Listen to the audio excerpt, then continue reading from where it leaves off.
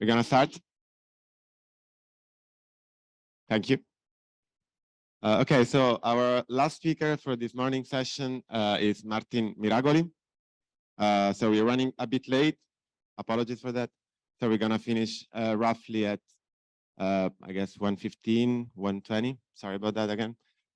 So Martin is from the University of Glasgow and the Cogito Research Group, and he's gonna speak about a matter of time. So Martin, please.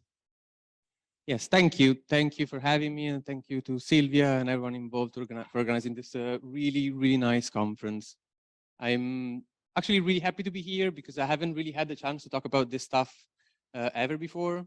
During the lockdown, I was in the loneliness of my room. I read some stuff on perception. I got really excited. Then I got read some stuff on metaphysics, and I got really excited. And I went to my supervisors, and they said that my interest in perception was an illness that I developed during the lockdown. So I'm actually excited to be in an environment where maybe you're going to be a bit more optimistic about the importance of talking about this stuff. Be closer to the microphone, like this. Sorry, this is the first time that I speak in a microphone. It's quite embarrassing. Okay, so this is the plan. When I was reading about perception, I got really excited, and I developed my grand view about perception that would solve all the problems of life, the universe, and everything. And then I started writing about this stuff, and I realized that actually I didn't know anything about perception, and I knew even less about metaphysics. And so I decided to write this, which is a cheeky way of trying to sell you my view without actually telling you what my view is. So what I'm going to do is basically try and pick a little problem. I mean, I think it's actually a big problem in perception, but it's little because it hasn't been discussed much, which is the problem of amodal perception. And then I'm gonna say something about basically what my view is, my view about the temporal structure of experience. And then I'm gonna conclude by saying something about how adopting my view, if you endorse my view, then you're gonna be able to solve this problem and potentially also many other problems. Okay, so I mean, maybe just let me give you like a very quick idea of what my view is, what I want to try and do. So basically, what I'm going to say is symmetric to what Jack has said before. So I'm not going to focus much on, or my interest is not going to be too much on the metaphysical or temporal structure of the objects of experience, but more on the metaphysical or temporal structure of experience itself. And what I want to say, some people have told me that it's a crazy view. I'm quite happy about that. It's the idea that basically time is a fundamental part of experience. That in order to have a working account of perception and experience, you have to have an idea of experience that is fundamentally temporally extended.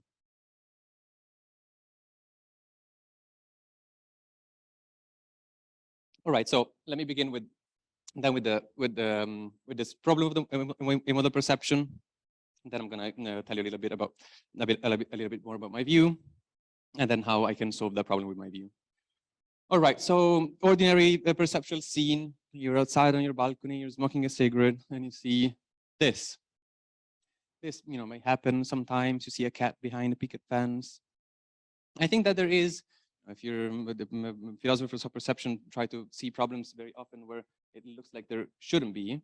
But like if you take this kind of experiences, it looks like there is some kind of tension in describing this kind of experience. And this tension comes from the fact that on the one hand, you want to say that you see this cat, okay, that you see a cat. This also makes sense in terms of like, whether, how you report this experience. You go home to your mom and say, oh, I saw a cat. And it seems to make perfect sense. This, when you have this kind of experience of a cat behind a picket fence, it makes perfect sense to say that you perceive a cat or that you are aware of an entire cat. But at the same time, it's also quite clear that this cat is behind behind the picket of this fence, and so it's not entirely visible. And there's a sense in which, although you may be aware of an entire cat, the visual information that you have is only of some portions of the cat, basically. So there, in trying to describe this experience, there is this, you can encounter this kind of tension, and this is it's a very common experience. Right now, I'm I don't see the entirety of you, and still I would say that I'm aware that there are a bunch of people in front of me.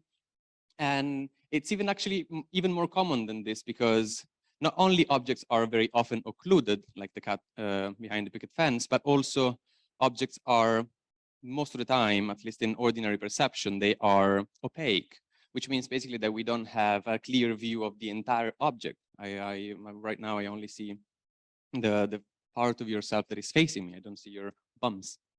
In the same way in which when I look at a tomato, I only see the portion of the surface of the tomato that is facing me. I don't see the entire tomato. So a model perception, the phenomenon of a model perception is basically what happens, like something that tries to explain this tension, explain away this tension by saying that an observer completes by a perception or some other faculty the contours and surfaces of partially occluded or otherwise hidden object of perception.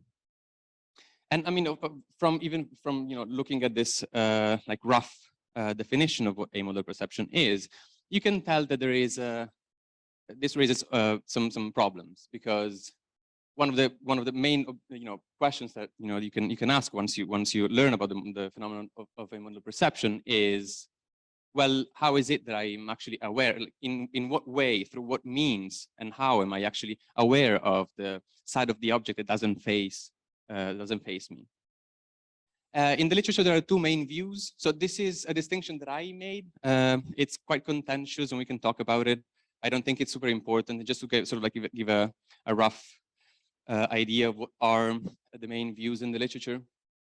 Non-perceptual accounts say that the way in which we complete the contours of partially hidden objects is via non-perceptual faculties. So some people say that we are aware of the hidden portion of an object because we believe it, we infer it from the visible ones, and then we come to believe them. Other people say that we imagine it.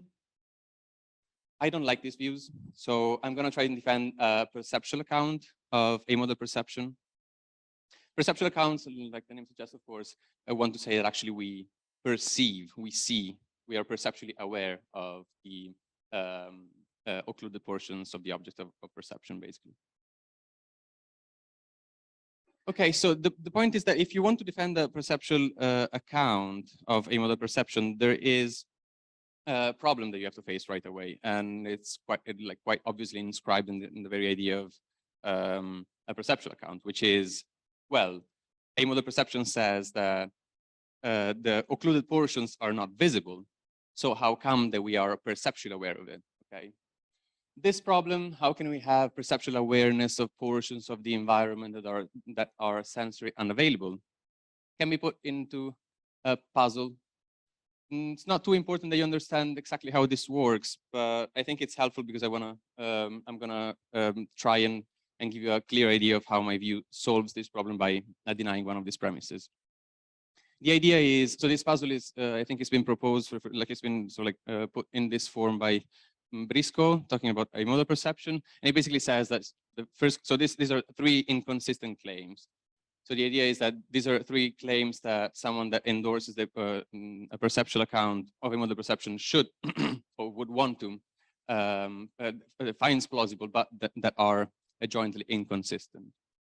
And the first claim says that we perceive the occluded portion of a partially hidden object. This comes together with endorsing a perceptual account. Second claim comes from kind of the description itself of what a model perception is, and says basically that the occluded portion of an object is not available to our senses. If something is occluded, it is not available to our senses in the sense that the light reflected from the object doesn't reach our retina.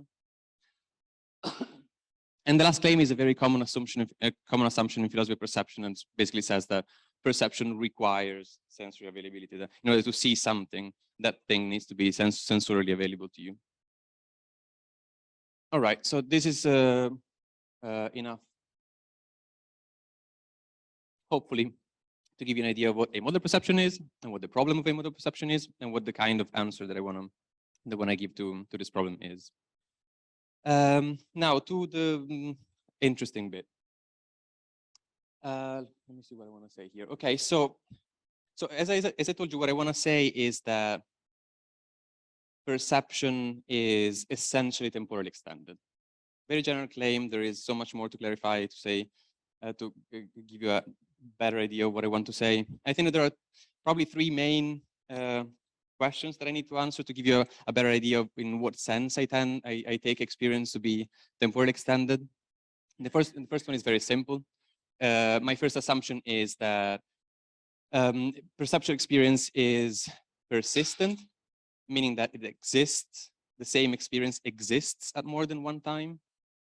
Here I have like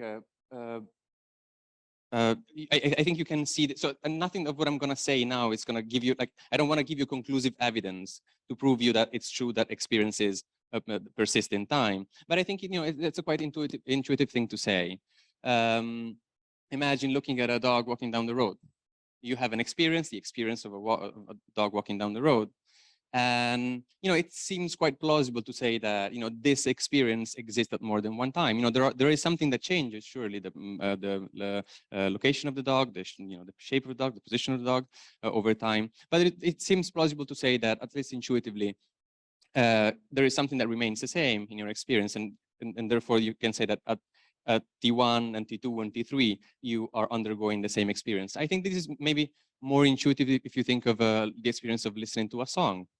You know, it looks as though, even though the experience changes over time, you can say that throughout, you know, minute 1, minute 2, and minute 3 of, throughout the song, you are still having the same experience, the experience of listening to that particular song.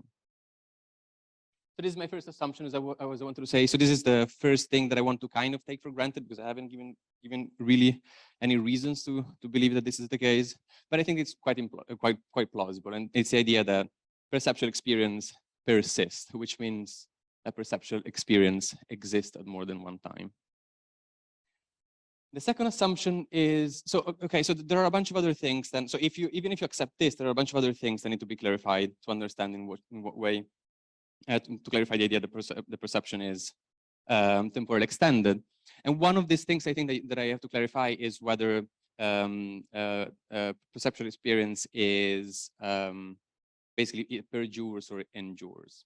Now I have an idea of what I would like to say about this. I have a preference between endurantism and perdurantism, but I kind of hope to be able to say what I want to say without taking a stance between perdurantism and endurantism. So I don't want to assume anything about that. I would like my view on the temporal structure of experience to be neutral as to the sort of like the temporal character of experience, neutral between the distinction between endurantism and perdurantism. But let me know if you agree with me. The other assumption that I actually want to make has to do with the dependence relationship between intervals and parts, basically, between an extended temporal interval and its part. So I think that there are, with regard to this distinction, which is a distinction that has to do with sort of like the manner in which experience feel out time, I think that there are two different positions that you can take. And to give you an idea of what this distinction is, I want you to consider this. Have you recognized what this is? What is it? Well done. Yes, dun dun dun dun. Dun dun dun dun. It is Beethoven. So when you have, so imagine that you are experiencing this melody, imagine that you have an experience of this melody. There are, I think, two different ways in which you can explain, you know, the particular character this experience has. One way is to basically say, you know, I have, you know, my experience has this particular quality that experiencing this melody has, because I first experience one part and then I experience another part. So the idea is the particular features or characteristics that my perceptual experience, in this case, is an auditory experience, exhibits over an interval of time depends on the features that the experience has over a particular time within that interval, basically. So the idea in general here is that basically parts of the experience are prior to extended intervals, basically. So whatever character the experience has over an interval depends on whatever character the experience has times within that interval. The other way, of course, is basically the opposite and to say that the character that intervals have, extended intervals have, are prior to the character of its subparts.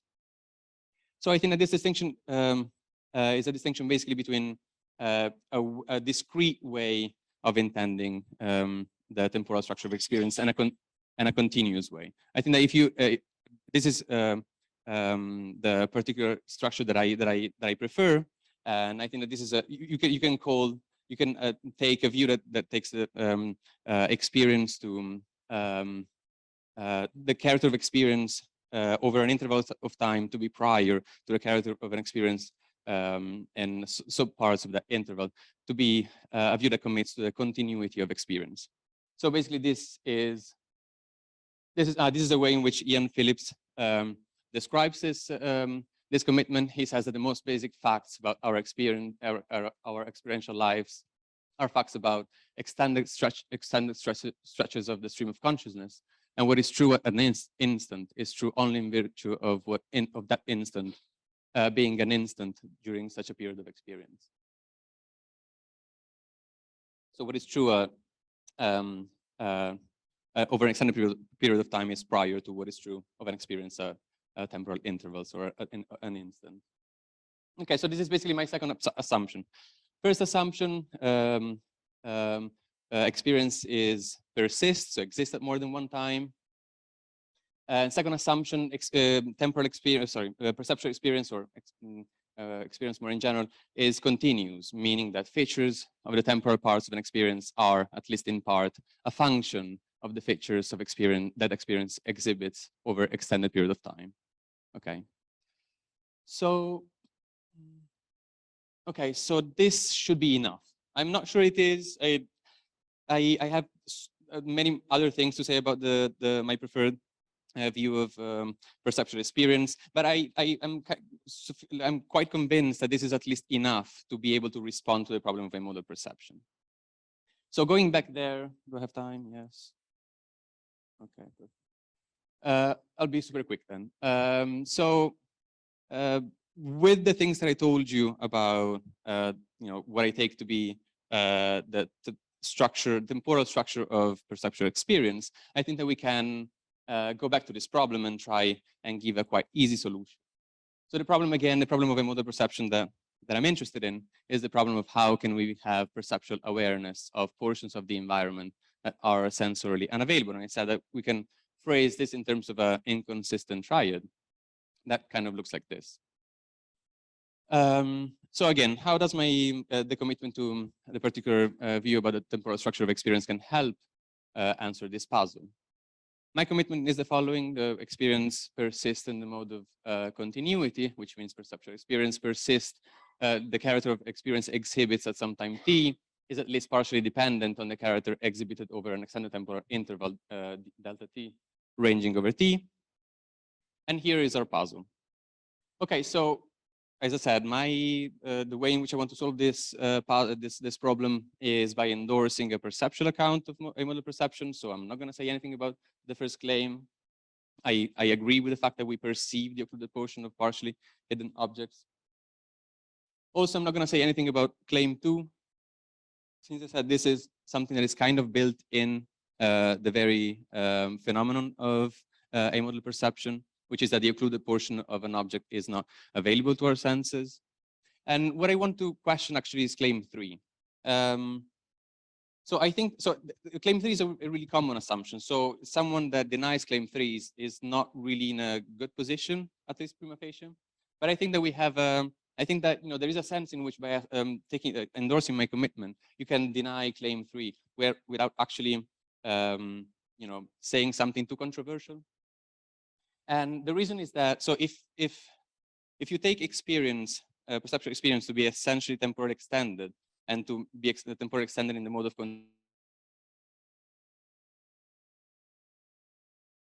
continuity, then it has a time. Depends on what happens outside of the time, depends on what happens on a broader temporal stretch. So this means that in order to perceive something, in order to perceive the cat, the entire cat, at a time t, okay, I don't necessarily need the entire cat to be visible at that time. It might as well be that the cat was visible at other times, basically. This is one way in which you can interpret what I said about the temporal structure of experience. So this means that I don't need to have, visual data about the entirety of the cat in order to be able to perceive the cat at a particular time. Because potentially, if what I see at this time depends fundamentally also on things that are outside of the time of perception in this moment, then this means that it's possible to have a perception of the entire cat without having access to visual information about the entire cat at that time. So I'm saying that I can deny this claim without saying something that is too controversial, because I think that it's still true. Like I agree with the fact that it's still true that perception requires that we have some visual information from what we see, but we don't need to basically that visual information is present at that time, basically, because what I said is that if you agree that perceptual experience persists in the mode of continuity, then whatever makes up or determines the character of your experience at a particular time may also include information that you might have acquired at other times, before or after. Okay, so there are a bunch of different ways in which I could in which you can cash out this view. I've been quite general, and I don't want to go too much into details to see also what you think about this, but yeah. So let me just give you a general idea of what I've done in this talk, and then maybe we can talk a bit more about this before lunch. Okay, so what I've done is I presented you the problem of amodal perception.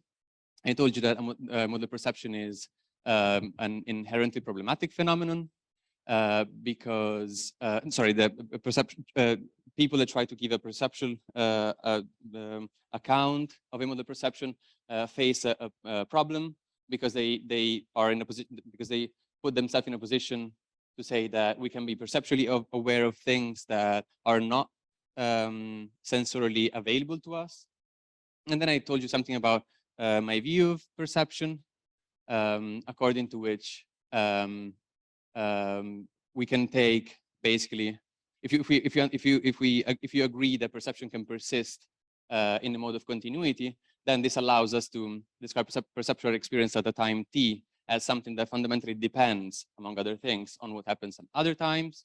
And then I try to explain to you how endorsing this view would put us basically in a better position to solve the puzzle of amodal perception, basically. Okay, thank you. That's it.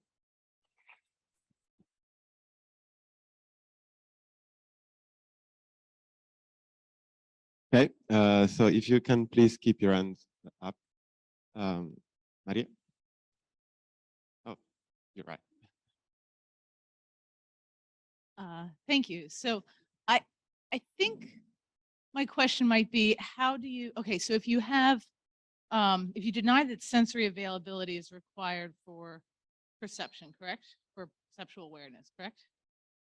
So how are you going to make sense, say, of veridical versus non-veridical cases? So distinguishing, say, an after image, because even if you allow the extension, right, you may have after images or like waterfall illusion where you have the persistence of motion after the motion is over, or after images, experience of orangeness or redness. So how are you going to cash out veridical versus non-veridical perceptions in that case? Good question. Yeah, thank you. Yeah, I was trying to say, basically, I don't want to deny. Yeah, I don't really want to deny that perception requires sensory availability in general. I just want to say that in order to perceive an object at a particular time, you don't need to have at that time all visual information about that object. This is the idea. So I'm happy to say that in general perception, you need to have some visual, some light reflected of an object and that hits back in your retina, blah, blah, blah. to see, to have a perceptual experience of an object. But I don't think that, so what I think that, if you endorse my view, you can say that you can sort of like deny a temporally qualified version of the claim. Basically, you can deny that in order to have a visual experience of an object at that time, you have to have visual information about the entirety of the object at that time, basically. Because my view says, in order to have an experience of something, the experience that you have at the time t depends also in part and fundamentally on information that you get outside of that time, basically. Does that answer your question? Yes.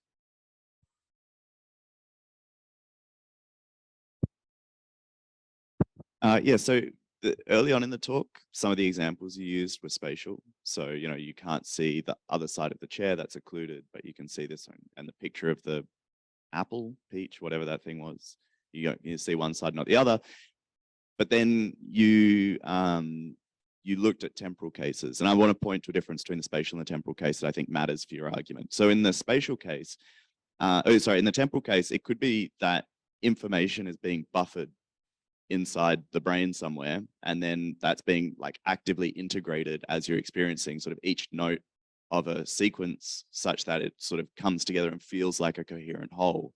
Whereas in the spatial case, the other side of the chair is not, I don't have access even in a kind of buffering sense, right? Like it's just completely outside my experience. So there's some difference there. I mean, I think because you've got the Phillips picture, maybe you just don't think that the brain does this sort of stuff where it buffers and then integrates over time. But then there's a sort of empirical dimension, I guess, to the claim that you're making. I don't know exactly what to say because I feel like, yeah, sorry.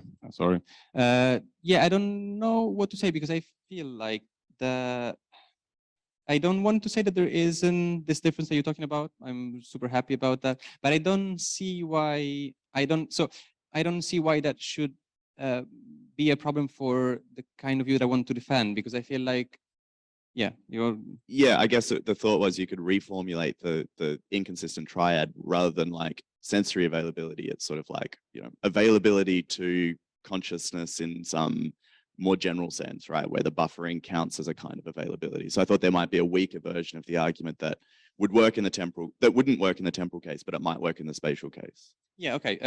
I'll surely think more about this. This is really interesting. Thank you.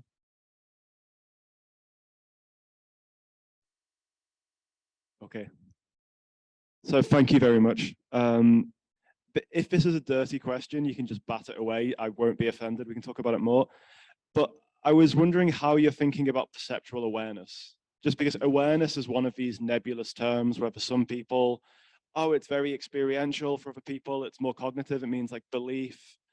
And I take it just to be relevant, because if what you think's going on in amodal completion is a matter of I'm perceptually aware of a whole object in that I believe that there is something behind its rear surface, I have beliefs about the rest of the object, then that's one thing, but it also doesn't seem as though you need the temporally extended stuff to generate the beliefs.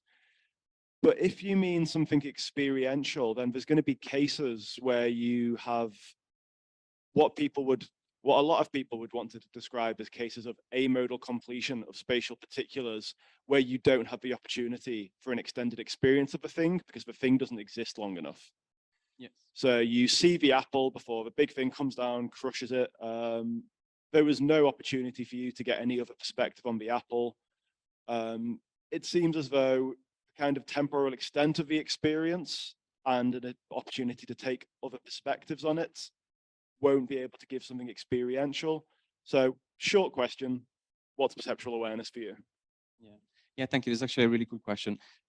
So as for the first part, yes, I've used awareness here and experience a bit because I wanted to be vague, because to set up the so people have different views, as I was mentioning at the beginning. So some people understand the model perception as something that in terms of belief. So they said that we have, as you were saying, we infer from what we see the stuff that we don't see, and we form beliefs about them.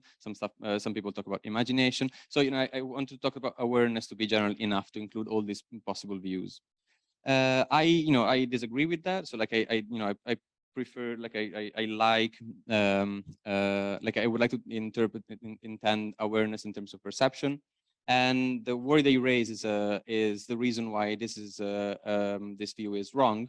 And so next question. No, and so yeah, so this is basically the main problem that I had while I was writing, that I was I wanted to develop this stuff in a way that could basically get around that problem. And I think you can get around that problem if you make a distinction between token experiences and types of experience. So I think that if you take the quality of your experience at a particular time to depend on token experiences at other times, then you're right. Because one of the examples that has been brought to my attention was, when you first wake up and you see something in front of you. I mean, I think that there is a good scope to say, I mean, this is stuff that enactive theorists have said, that, if you don't have a sufficiently temporally wide experience of things, you actually don't see them. I kind of like that stuff, but I don't want to rely on that too much. I think that you can solve the problem by saying that, the quality of your experience at a particular time does not depend on token experiences at other times, but depend on the type of experience that you're having while you're experiencing that. And I think that helps me to solve that problem, because if you rely on a type of experience, you don't need too many token experiences to determine a type. You might only maybe need one or two, like, I don't know, like one or two, like acts of experience towards an object. But yeah, but that's a really interesting point. And I think that even if you like the response that I gave you, I'm pretty sure that there is so much more to say about this. Thanks. I was wondering how the puzzle and your solution maybe generalizes to other sensory modalities, so like touch. First of all, because when it comes to touch, I don't see that the first of the three horns of the dilemma even arises. So if I'm touching this chair, I'm touching only a small part of the chair, but it is true that I'm touching the chair in virtue of touching a small part of the chair. But there seems to be no pressure at all to say that somehow I must be aware of the way the whole chair feels to touch. There is no pressure at all to say that. So I was wondering, why you'd like to say that in the case of seeing that? No, I'm visually aware of the rest of the cat. And secondly, in this case of touch, we wouldn't say just because maybe yesterday I touched the left part of the chair, now I touch the right half, I'm still tactorially aware of the left part I touched yesterday, even if it's part of an experience that could be extended or the like. That is my question. Yes, thank you. So I think that I like your question, but I think that you picked the wrong sense modality, because I think that when it comes to touch, you have a very, very similar problem as with vision. I mean, when you see something that is occluded, you have I mean, maybe you can say, like, I don't have the same intuition, but the problem of amodal perception has been studied not only in vision, but also in the case of tactile experiences. So I think that maybe touch is not the best case to make the point that you wanted to make. But I was thinking about this, and so, like, of course, I would like this to be something that apply. I was talking about perceptual experience, so I was talking about potentially all sense modalities. But I think that it maybe wouldn't be as easy if you consider smell, for instance. Like, a smell, it doesn't seem something that, maybe I'm wrong, but like thinking about this, it doesn't seem to be something that you have. It doesn't seem like you can have the same kind of like occlusion that you can have quite easily with touch or with vision, where you have an experience of something, like an awareness of a whole that you only access through a part.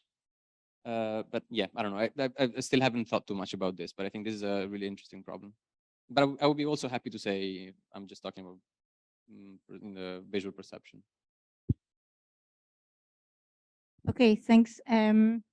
Yes, so using the claim that perceptual experience at T fundamentally depends on what happens at other times. Oh, sorry. Could you? So you're using the claim that perceptual experience at T fundamentally depends on what happens at other times to solve or tackle the puzzle of amodal perception. Okay, it's interesting, and I am sympathetic to this dependency claim, but I always understood it slightly differently, especially, you referred to Phillips.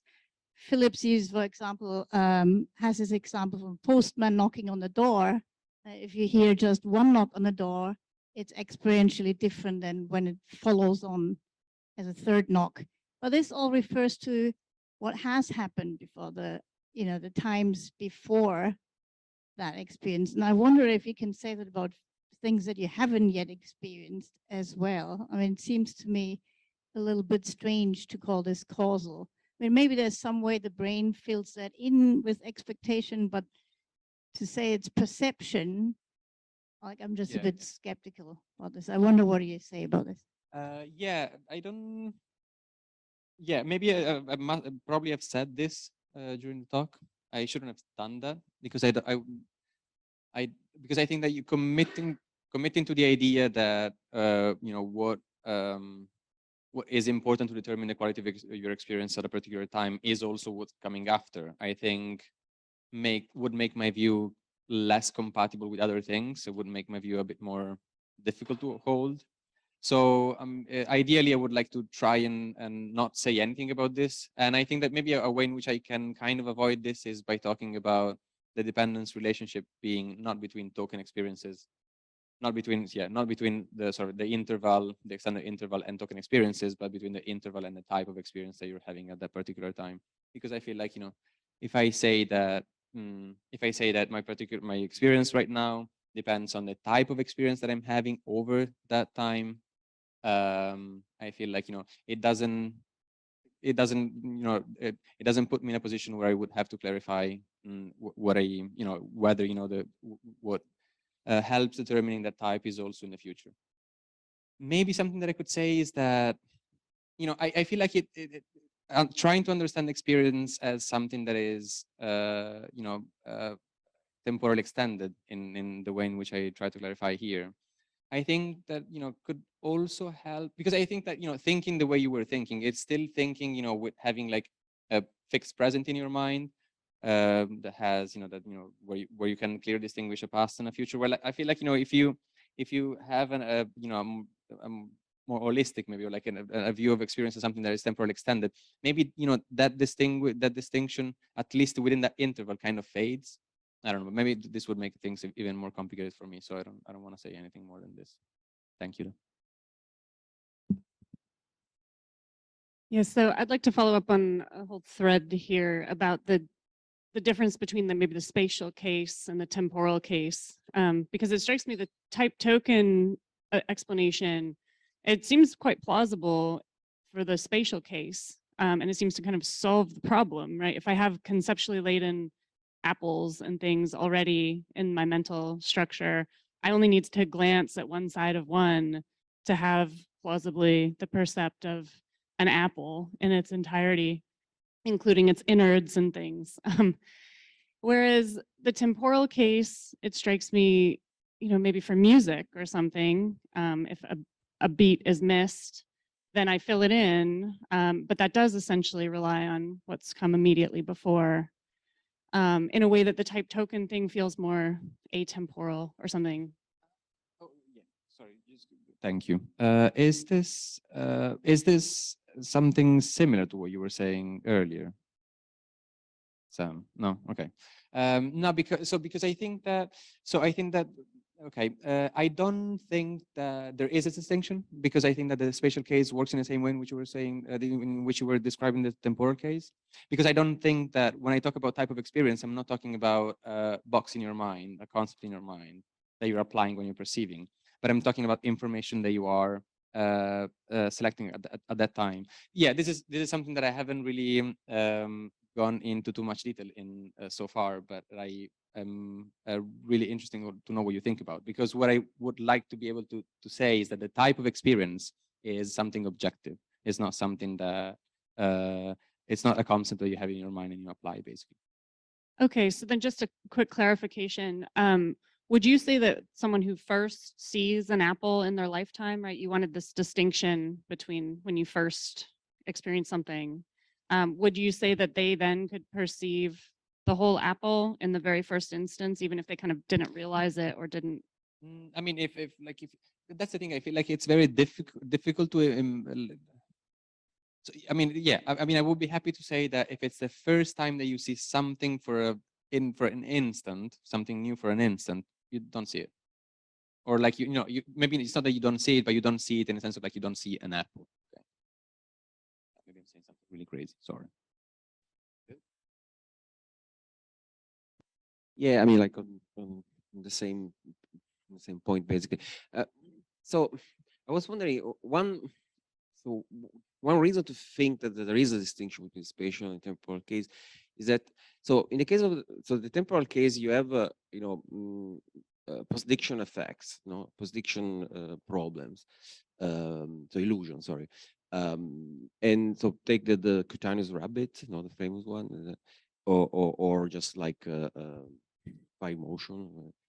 And I mean, if you put it in terms of dependence, not of the whole, so of the parts on the whole. So I think the Phillips put it in terms of the dependence of the parts on the whole, which make it less suspicious for the reason that Akiko was saying. So that because if you say that the experience at T depends on what happens in other times, you might have this dependence from the future, which is a bit weird. It's like, so whether this touch on the worst is going to be experienced as happening on the weirs or a bit farther away depends on whether there are further taps later. And I mean, that seems to go in the direction of preferring buffering or some sort of retention explanation. And so, well, I'm sorry, I'm just. No, yeah. I'm curious about whether you thought about the post-diction effects. So that's the reason why I think it's very important to understand the kind of like shift that is required to take this view on board, because I think that it, like, from what I see, it doesn't make any sense to say that the particular pulse at a particular time. So I don't think that my view commits me to say that the pulse at a particular time depends on what will happen in the future, because I think that what happens at that particular time depends on the whole of the experience. So maybe what I would say, which could be more controversial, but I'm thinking with you right now, would be that there is nothing that it would feel like to experience that thing if you consider only that particular experience. I think that, what gives that experience that particular quality is what happens through an extended interval of time. Okay, so to say that my experience at that time has that quality because something happened before and after does not mean that what happens at that time depends on what will happen in the future, because the quality that pulse has at that time depends on so the idea is interval is prior. So first you go through the experience. Okay. But Okay, you think it's an answer? Okay. Akiko, if you keep it short, just. Yeah, so I agree with you, and Thank you. depends on the whole experience and but then the moment is the last part of that experience. So when you say it depends on the whole experience, it cannot include the future ones. But the problem is, to solve your puzzle, you need the future ones, because otherwise that doesn't help to solve your puzzle, because you want to say, I see something that I haven't seen yet in the temple case, right? It's not like you don't want to make a case that you don't have to remember what you've just seen. It's extended. No, but I don't know remembering, no yeah, exactly. expectations. So you need the future ones, and that you No, just neither, also because said that isn't in the dependency claim, doesn't give you that. Yeah, I mean, I hope that I don't have to